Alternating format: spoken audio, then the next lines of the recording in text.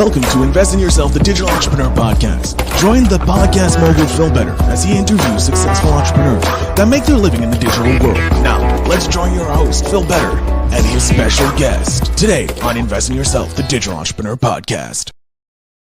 Ladies and gentlemen, welcome back to Invest in Yourself, the Digital Entrepreneur Podcast. I am, of course, your host with the most, Phil Better.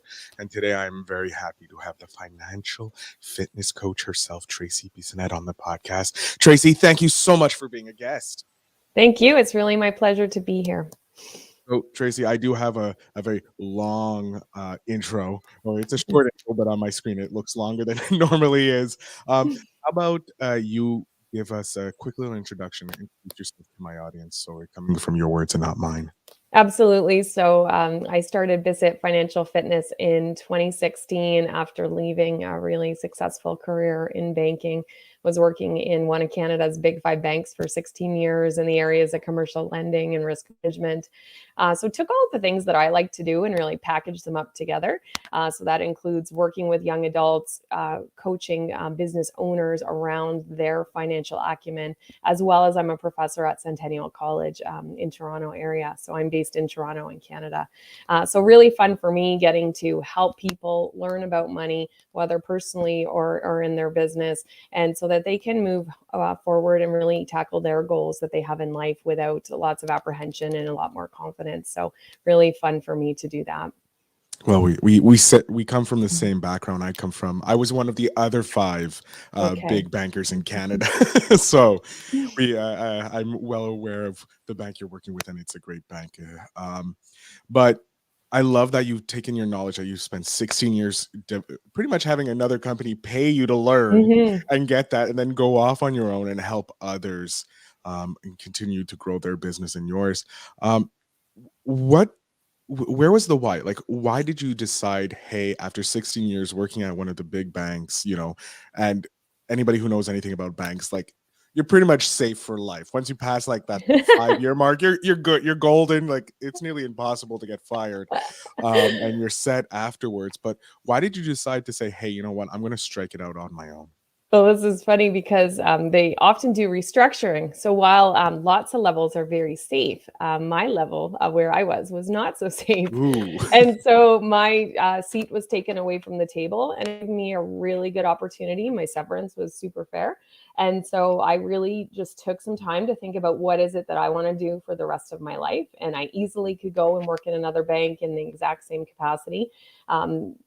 People were looking for my resume, and I said, "Oh, I don't have it ready. I don't just wait till I get it ready." And I probably subconsciously, I was really thinking about what else maybe should I do. And so through just leaving some space and some time, thought about what is it that I want to do. And that's where I was able to package up all the things that I enjoy. I had loved teaching new lenders in the organization about business customers, how to understand business finances. So I looked for a teaching role. I started teaching at McMaster University in Hamilton. I started teaching at Centennial College, eventually moved full-time to Centennial, and then started a podcast, The Young Money with Tracey Bissett, which is the advice show for young millionaires in the making. And that's been super fun. We're almost hitting our 4-year anniversary. Congrats on that. Cranking out an episode every week, which, as you know, it takes a lot of commitment and effort. Yep. It's a lot of work.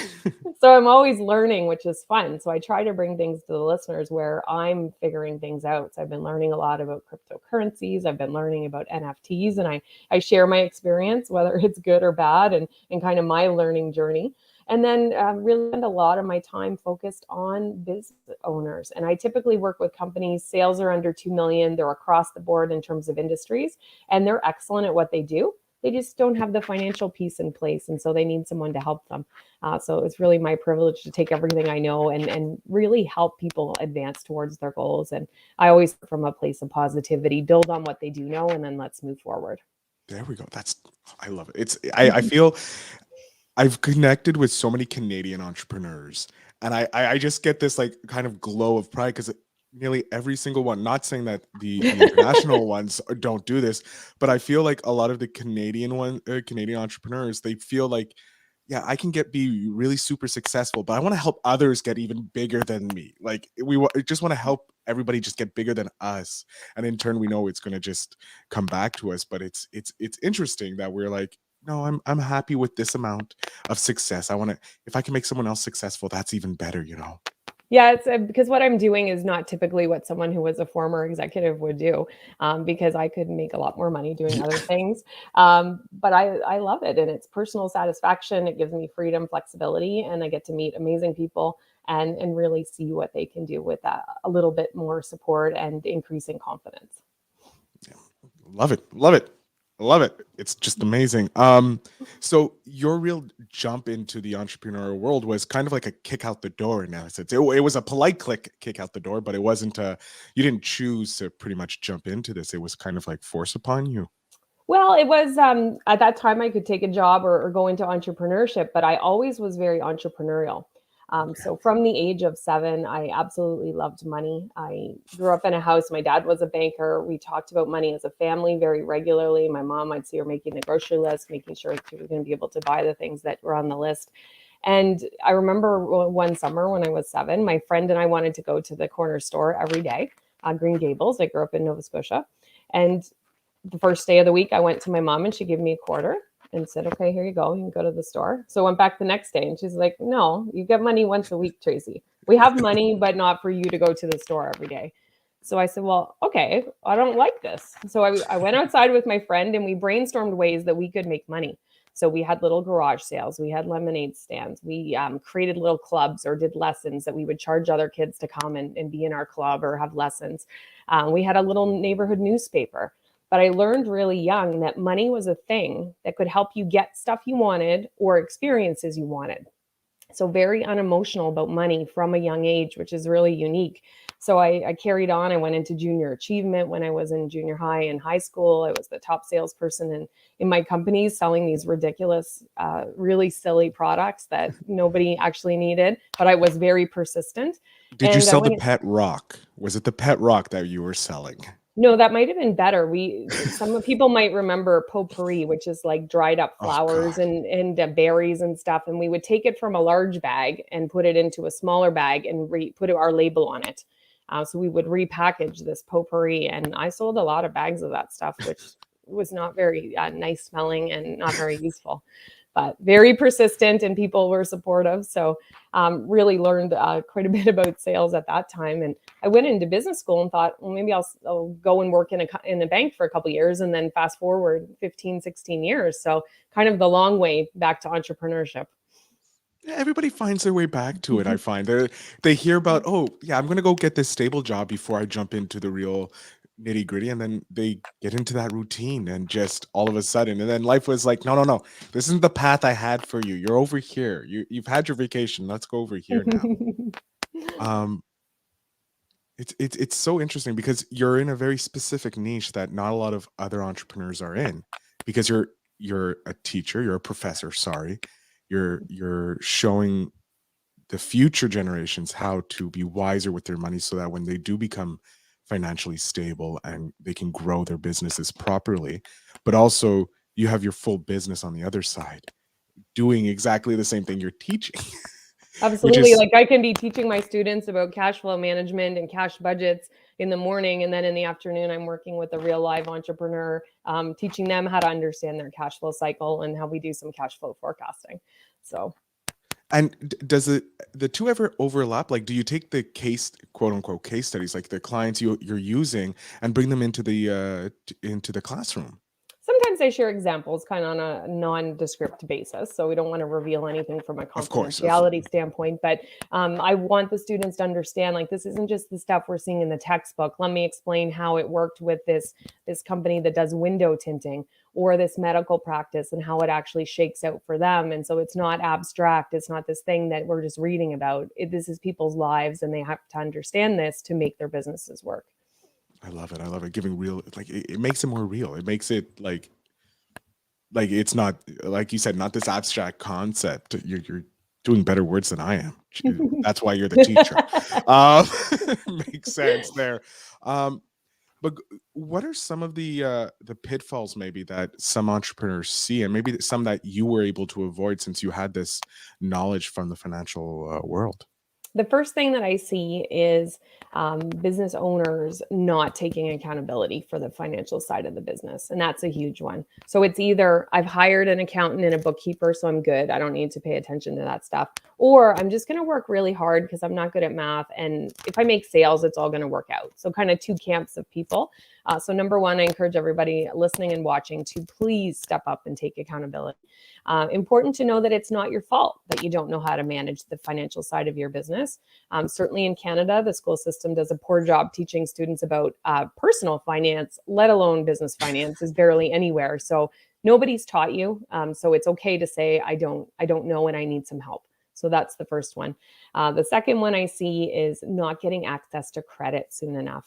So as soon as I started my business, I shopped around because I wanted to do it as a little experiment. I went to all the banks to find out, okay, how do I get a business credit card? How do I get a line of credit? And really you want to start the clock on credit in your business as soon as you start it so that the credit history can grow as your company grows. And at the beginning, your credit is going to be based on your personal credit score. So understanding that's the way it's going to work. But then over time, you're going to have a track record in your business. So you want to be able to grow that credit, have that relationship so that as you need more, you're going to be able to obtain that. And one of the two other things I'll mention, I see a lot of commingling of the personal and the business finances. When you don't know what you're doing, that makes it even harder. So it makes it so messy, like this complicated puzzle. So no wonder you don't want to get started and dive in. So even if you're unincorporated, make sure you got two accounts and you use one for business and one for personal. Even do the same thing with credit cards, even if you're unincorporated. And then the other thing that's really big, I would say 85% of my clients are pricing unprofitably, which means they don't get a steady paycheck, which is the reason they started their business, and they're losing money on everything they do, and they don't understand why this is not going easier, and they just keep working harder and harder. But as you increase your sales, you're just losing more money. So encourage everybody to dig into those numbers, and you don't need to do it alone. Is something you certainly want to keep in mind. No, and that's a very important part. You're like, you can't be a master of all aspects of your business. You can get little bits and have a basic understanding. I remember a story. I can't remember where I read it, but it was about Henry Ford being questioned, and the lawyers asking him these really questions a businessman doesn't need to know, like who was the president during this administration and that. And Henry Ford, I know I'm very paraphrasing, but Henry Ford goes, I don't need to know that because I have a button on my desk that I can press and I can get that information in a split second. So how is me knowing this relevant to me being a good businessman? And it's true. You don't need to know everything, and it's okay not to. And you can always find those people who know. Like, I didn't know how to do sales, so I went out and got a coach. Absolutely. So it's same with finances and that. So it's great to know that there's a great entrepreneur here on the show that can help you get your finances in right and understand how to be a more business finance, because everybody's looking at the personal side. Not a lot of people are looking at the business side, which is important if you're going to start your own business. Yeah, I find there's a lot of shame and embarrassment around this lack of knowledge. And you just mentioned it. You got a sales coach. Nobody feels embarrassed hiring a sales coach or someone to help them with marketing or operations. But as soon as it comes to the money piece, there's all of a sudden people are feeling uneasy or embarrassed to even say that they need help there, where it's just like one other area of your business. When I was working in the bank, I was an expert at like 3 things. I came to my business, I had to know 50. Like you said, I had to get other people to help me because I can't learn all those things, and I don't need to be the expert at every single one of them. I need to have a working knowledge, but I'm going to need to get support. So wherever you need that in your business, it does yourself a disservice to be too proud to get the help that you need.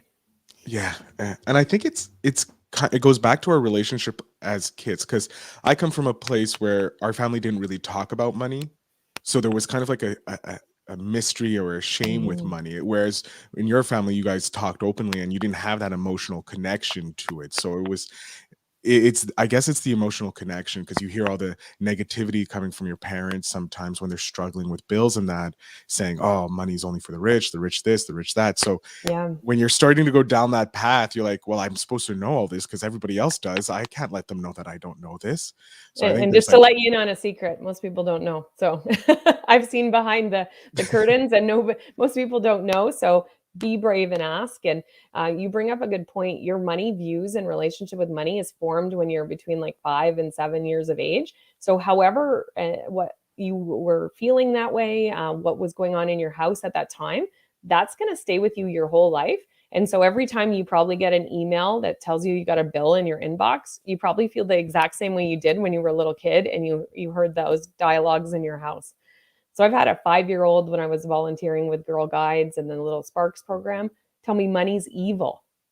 Imagine, she probably doesn't know what money is, but she thinks it's evil, and something's going on in her house that makes her think that. So that's staying with her unless she consciously changes that throughout her life. So really interesting to think about that. And you can change it, which is the good thing. You can always change your views and your relationship to money if you're willing to take a look at it and change some of your routines.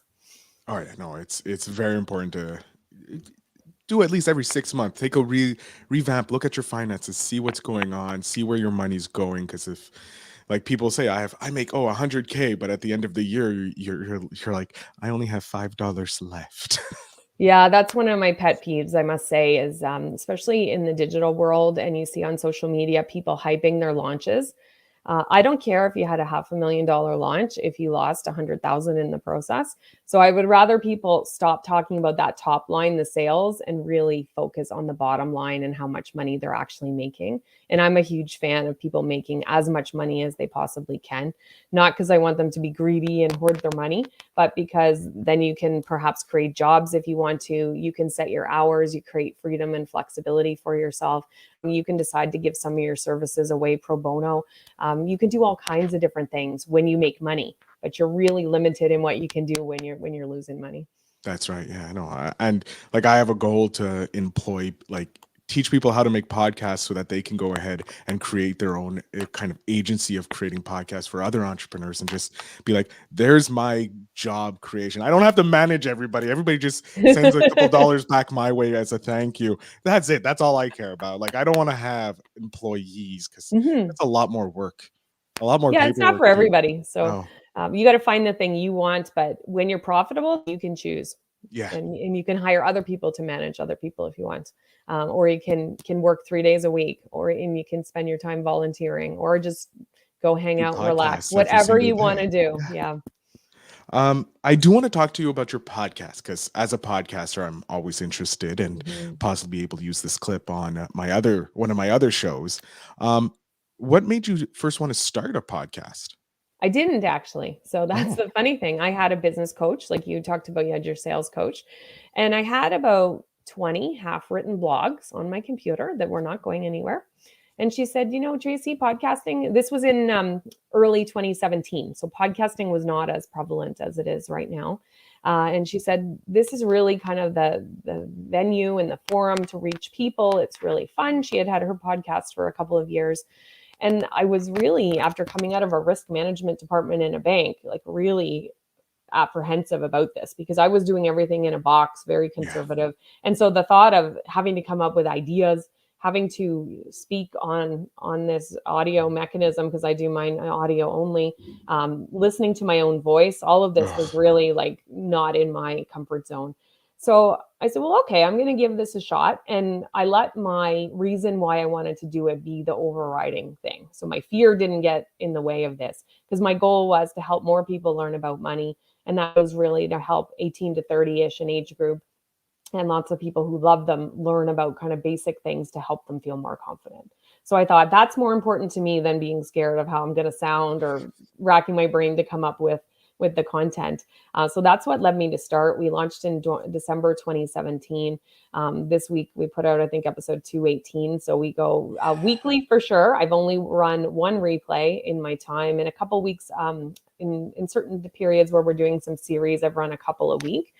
So we showcase other experts who can help our listeners. We showcase young adults who can share the good, the bad, the stuff that they're doing, because we know our listeners like to hear from people who are them. yeah. They love to hear from me. I had a misconception at the beginning. I thought that the shows where I did interviews were going to be more well received than shows where I do training, and that proved not to be true. We've got equal or sometimes better downloads on my solo shows. So you've got to try it and experiment and watch the numbers. We're listened to in over 40 countries, which is pretty cool. Let's go. Yeah, the downloads just keep increasing, and it's been the most fun thing I've ever done. And I was so not excited about it when I started, and staying with it, being committed, staying with the schedule, um, talking about things I don't know. The tech part wasn't my skill set. I made sure I got a producer. I outsourced that right from the beginning, so that Smart, I just bro. needed to take care of my creative content, and we do the marketing, but the tech side and putting the episodes together is not my thing. So didn't try to overwhelm myself by putting that on my plate too. There you go. There you go. I love it. And a great piece of advice. You got someone who knew how to handle the back end. So, because that wasn't your expertise, and that's something that my clients do. They hire me to handle that for them because, heck, it's a lot easier when you don't have to deal with the Oh back yeah. end. Oh, it's And it's the podcasting community is such a wonderful community. So even if you're going to be a guest on podcasts like I am today, you meet wonderful hosts. You get to meet all kinds of amazing people. Like the guests I get to meet, because either people are reaching out to me, or it gives me this built-in excuse so I can reach out to anyone I want and say, hey, would you like to come on my show? I think you'd be a nice person to entertain and educate our guests. And it really gives you this platform where you can showcase anything that you want that's important to you. A couple of times I've kind of gone, I still related to money, but maybe a little bit more tangentially. Like I did some episodes related to sex trafficking and how that is intertwined with money, and how it can impact those individuals' credit scores, and then how they can access credit in their lives. So you can bring things that are really important to you and bring them to your platform. And lots of fun going to podcasting conferences, speaking at those kinds of events. But it's a wonderful community of people who are so willing to help and support each other. Oh yeah, I've been in the industry for 6 years, and it's one of the best and most open communities, Mhm. more so now than it was back when I was in it, because everybody was fighting to be on the Apple chart, so no one was sharing as much details. And then we figured out Apple decides we don't, Yeah. so it doesn't matter. Let's share our knowledge, and the more people come in, the more knowledge is shared, because it's still the Wild West. It's like the early days of YouTube. No one knows how it works, and I love it. Um, That's the but other I, thing. People will say, "Aren't you worried there's more personal finance and money shows showing up every day?" No, the more the merrier, because my goal is to increase financial fitness or literacy around the world. If I'm not the person that gets through to you, I want you to find someone else that you resonate with. So if we have more people doing it, it's just going to shine a bigger spotlight, and everybody wins. So it's a very generous kind of group, I find.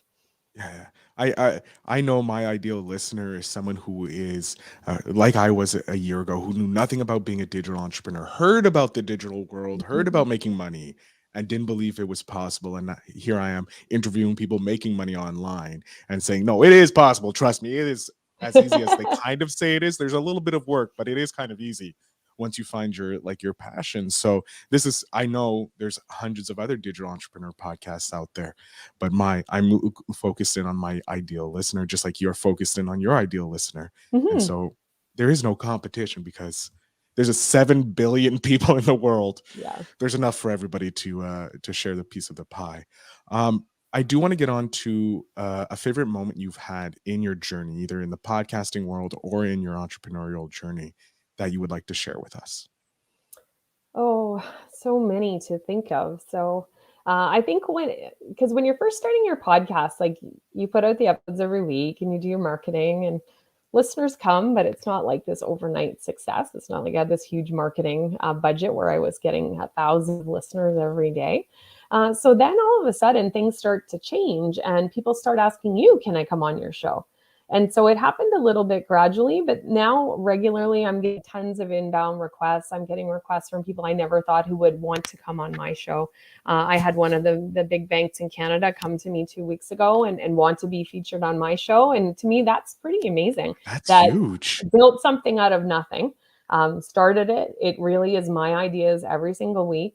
or ideas I'm getting from listeners, that the things they want to learn about and they want to hear, or I think they should know about. And so just seeing that, how that success can pay off, and the transition from all outbound reaching to now, I could fill my guest roster with the inbound requests I get all day long. But I'm usually telling people, I've only got about 20 some spots a year. So I appreciate I get about 10 requests a week to come on the show, but I don't have that many openings. So Yeah, I'm on that level too, getting those inbound requests for the different shows, and it's just organizing everything and making sure. And it's like I get people message me, it's like, when is our episode going up? I'm like, you're in December, buddy. I know we recorded back in April, but yeah, I'm sorry. There's a lot of content coming out. I've actually upped how much I put out. Before it was yeah. just bi-weekly. Now it's 3 times a week. I have another show that goes weekly, daily actually, because I have so many episodes for it.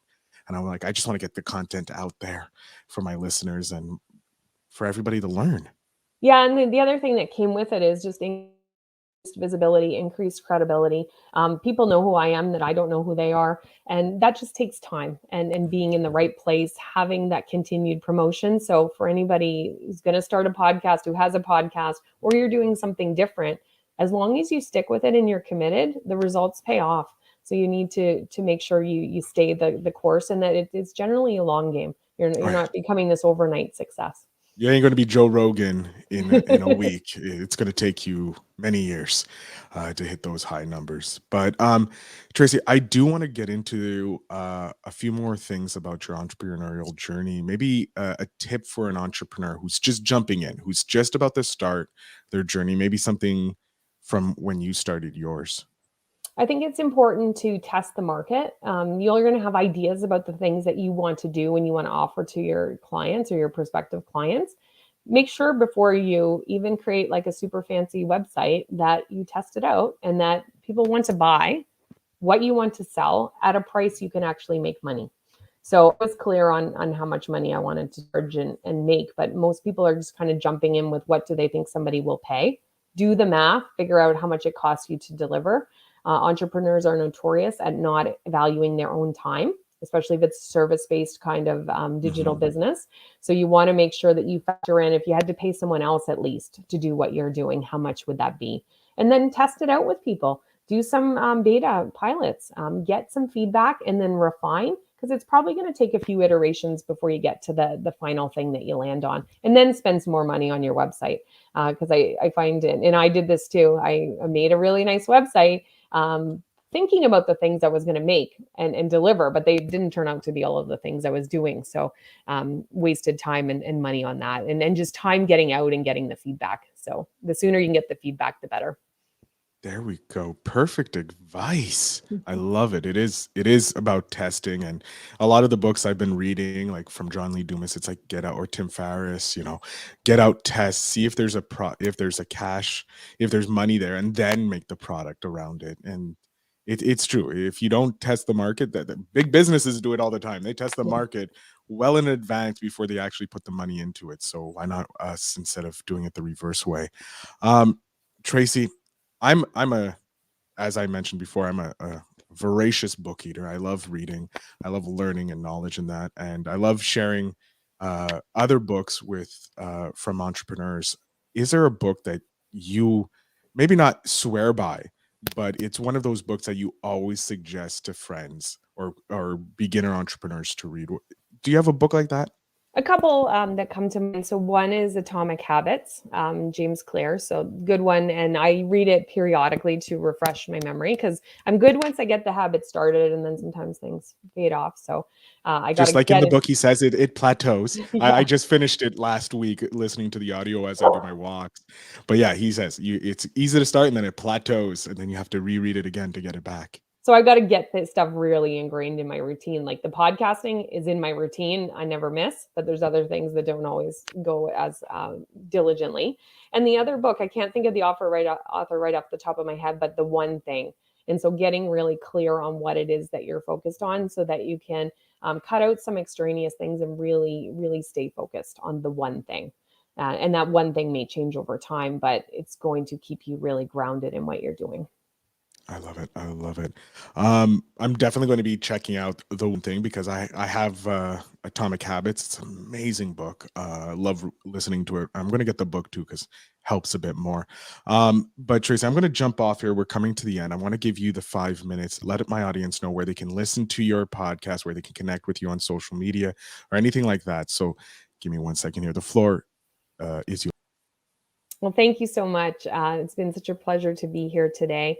Best place for everybody to reach out to me is on LinkedIn. So Tracey has an E, Bissett has 2 S's, 2 T's. Would love to hear any comments or questions that you may have about your business finances or even kind of personally. You can check out Young Money with Tracey Bissett, the advice show for young millionaires in the making podcast is on any platform you can find podcasts. So if you connect with me on LinkedIn or follow me, you're certainly going to see the new episodes every single week. And I do have a gift for everybody listening today because you might have been intrigued. You want to get going on your business finances, but you don't know where to start. So I have a money meeting agenda for you. I encourage you at least once a month, you're going to take a look at it and spend some time on your business finances. Weekly is better. Even if you can spend 20 minutes to 30 minutes a week, that will really help you. So you can download it at bizmoneycoach.ca. So that's a complimentary money meeting agenda to really kickstart your focus and your dedicated time on your business finances. So you can grab that at bizmoneycoach.ca. Excellent. Of course, ladies and gentlemen, the links will be in the show notes down below so that you can go ahead and connect with Tracey so that you can make your money even smarter and get in more shape because the more money is working for you, the better you look. Tracey, I want to thank you so much for being a guest on Invest in Yourself, the Digital Entrepreneur Podcast. Your knowledge has been amazing. And I'm so glad that I've connected with you because I'm going to be listening to more episodes of your podcast because heck, I'm not perfect with money. And why not learn from someone who's been doing it for at least 16 years, teaching people. She may have a little bit of knowledge to share with us. Ladies and gentlemen, I am Phil Better, the podcast mogul. She's Tracey Bissett, the financial fitness coach. I thank you all for listening. Remember to invest in yourself and have a great day. Hey, everybody. I want to thank you so much for watching the show and listening to the podcast. As a thank you, remember, you can always head over to my website, philbetterinc.com, and get free 15 minutes with me to talk about how you can grow your podcast, how to monetize your podcast, or even how to start your podcast. I have helped lots of people, and I want to help you do the same for your business or just for your personal brand. So again, that is philbetterinc.com. Head over there, book your free 15 minutes, and it'll be a pleasure to help you out. Have a good night, and remember to invest in yourself.